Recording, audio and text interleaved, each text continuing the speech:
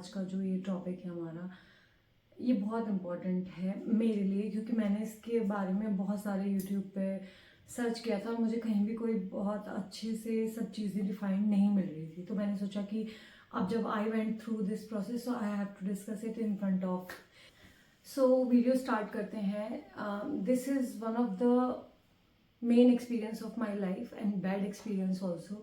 So I went through a missed abortion this time. और ये सारी प्रोसेस कैसे हुई, क्या हुई, इन बिटवीन आपको इस वीडियो में पता चल जाएगा, क्योंकि मैंने बहुत सारी यूट्यूब वीडियोस देखी थी कि मुझे कहीं प्रॉपर आंसर मिल जाए कि what I was going through at that time, but कहीं पे भी कोई भी सही चीज़ नहीं थी। तो मुझे लगा मैं स्टेप बाय स्टेप इस चीज़ के बारे में आपको बताऊंगी कि कैसे क्या हुआ सारी चीज़ें। So let's discuss this thing. 2 महीने पहले की बात है, 2 महीने हो चुके हैं। 2 महीने पहले मुझे अजीब अजीब से सिम्टम्स आ रहे थे। मैं सोच रही थी एसिडिटी है, ये है, वो है, मुझे एग्जैक्टली पता नहीं चल रहा था। क्योंकि मेरी डेट्स मिस होती रहती हैं 5 to 10 डेज ऊपर नीचे, तो मैंने कभी उतना ज़्यादा उस पर नोटिस नहीं किया था। मेरा ऑलरेडी एक बेबी है और सेकेंड बेबी मुझे प्लान नहीं करना था, but somehow it happens.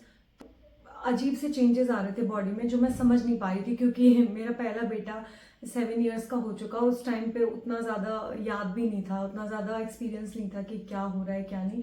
But some people कि यार मुझे बहुत एसिडिटी हो रही है और बहुत नौशिया हो रहा है और चक्कर आ रहे हैं वर्कआउट करते टाइम, क्योंकि मैं वर्कआउट जाती थी और ऐसा कुछ प्लान नहीं था, तो इतना कुछ दिमाग में भी नहीं था। So one of my colleague told me कि you should go for a test. तो मैंने फिर टेस्ट किया and I got to know कि I am pregnant. So pregnancy का जब मुझे पता चला, सेकेंड प्रेगनेंसी का, तो 4 5 6 दिन इसी में ही लग गए, क्योंकि प्लान नहीं था कुछ भी, तो पता नहीं चल रहा था कि क्या करना है, कैसे करना है, करना भी है नहीं करना है। तो बहुत सारी चीज़ें दिमाग में थी। फिर Ayaan my first son was very excited. वो सुनते ही मतलब वो बहुत खुश हो गया। तो उसको देखते हुए आई हैव डिसाइडेड कि चलो ठीक है, लेट इट कंटिन्यू। मैं डॉक्टर के पास नहीं गई थी क्योंकि मुझे किसी भी तरह की कोई प्रॉब्लम नहीं हो रही थी, और उसी टाइम पे मुझे मुंबई जाना था अपनी मदर के साथ। तो मैं मुंबई गई। मैंने सोचा मुंबई से आने के बाद में मैं डॉक्टर को चेकअप करा लूँगी। तो जैसे ही मैं मुंबई से आई और नेक्स्ट वीकेंड पे ही मैं अपने हस्बैंड के साथ गई यहीं मेरठ में एक हॉस्पिटल में। तो वहाँ मैंने चेकअप कराया। वहाँ मेरा फर्स्ट अल्ट्रासाउंड हुआ, जिसमें मुझे पता चला कि बेबी का हार्ट बीट नहीं है, और वो एकदम बिल्कुल शैटर्ड मोमेंट थी for both of us, me and my husband. And I was totally shattered, क्योंकि पहले तो प्लान ही नहीं था और इतना कुछ दिमाग में, इतनी सारी प्लानिंग की और इतना सब कुछ सोचा कि चलो करते हैं, लेट्स डू इट। और फिर उसके बाद में ये हो गया, तो I was very shattered at that time. But one hospital से फिर हम सेकेंड हॉस्पिटल में गए कि चलो यहाँ की बजाय हम वहाँ चेकआउट करते हैं क्या होता है। सेम सेकेंड में भी सेम ही आया कि this pregnancy is not viable, so you should abort this pregnancy this time. मुझे बोलते हुए बहुत ही ज़्यादा मेरी हार्ट बीट ऊपर नीचे हो रही है, क्योंकि मैं बहुत 7 दिन से रेस्ट पे ही थी और आज बहुत दिनों बाद कुछ काम किया है, तो वो थोड़ा वीकनेस है मुझे अभी भी,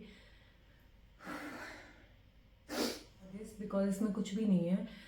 बट फिर भी वन ऑफ द डॉक्टर जो जिसके पास हम प्रीवियसली गए थे, उन्होंने हमें सजेस्ट किया कि you can wait for 1 week. अगर इस वीक में कुछ होता है या fetus will grow, otherwise heart beat come and go, so we can do anything, so let's wait for 1 week. घर पे भी जब आई तो मम्मी और सब लोगों ने बोला कि नहीं, इतने टाइम में कुछ नहीं होता, you should wait for 10 days at least. तो मैंने वो 10 days, मतलब उसी दिन से I was totally on bed rest.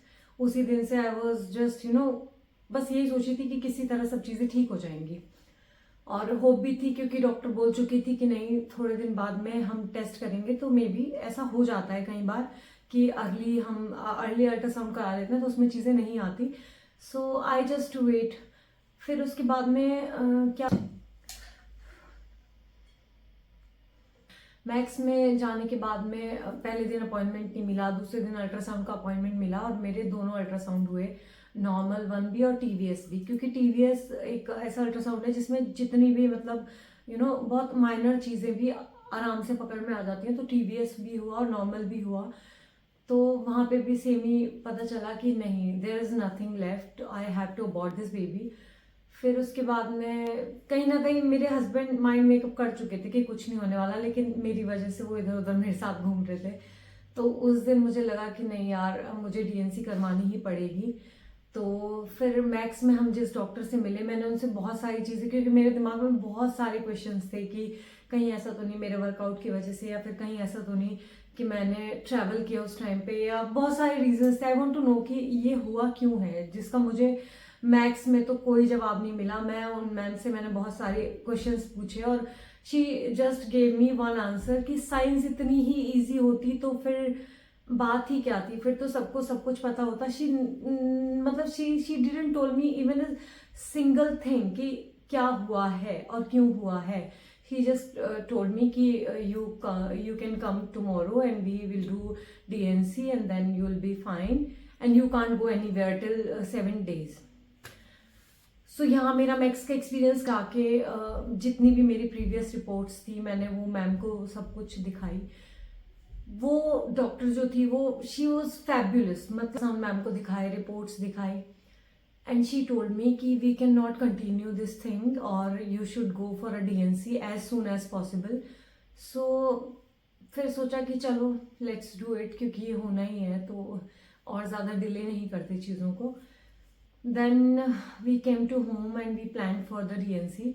अब मैं आपको बताती हूँ कि मैंने मैम से क्या पूछा, क्योंकि जो क्वेश्चंस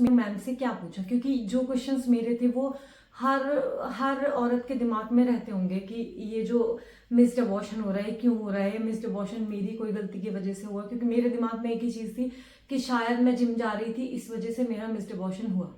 तो मैंने उनसे क्वेश्चन पूछा तो she told me one thing कि नहीं, इसमें तुम्हारी कोई गलती नहीं है, क्योंकि अगर ये आज नहीं होता तो कल होता। अगर तुम ये सोच रहे हो कि जिम की वजह से या वर्कआउट की वजह से या हैवी वेट लिफ्टिंग की वजह से ये हुआ है, तो उनकी वजह से भी मिसकैरेजेस हो जाते हैं, लेकिन उस केस में ये वाला सीन नहीं होता कि बेबी की हार्ट बीट नहीं आई या ये सब नहीं होता।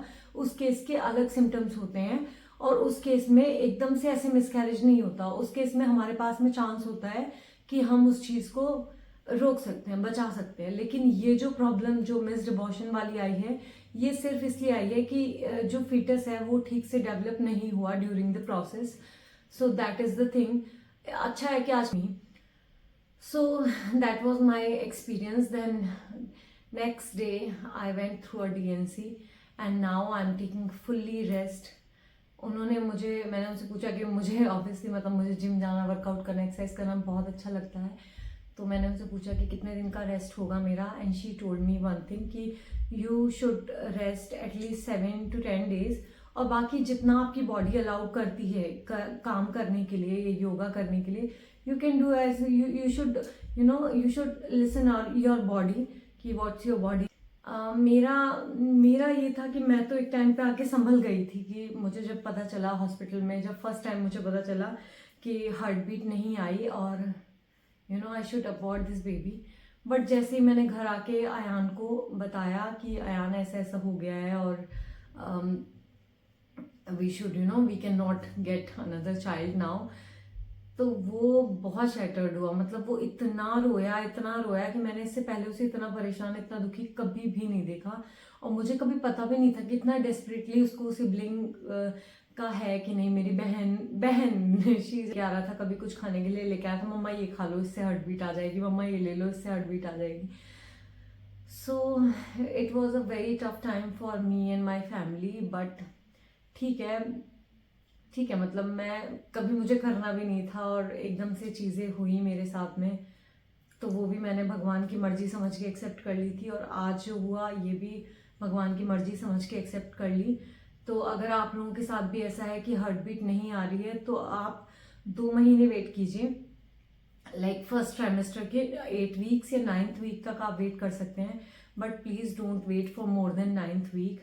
9th week में you should go to the doctor and plan your DNC, but try to have a good food after your DNC and good amount of rest। और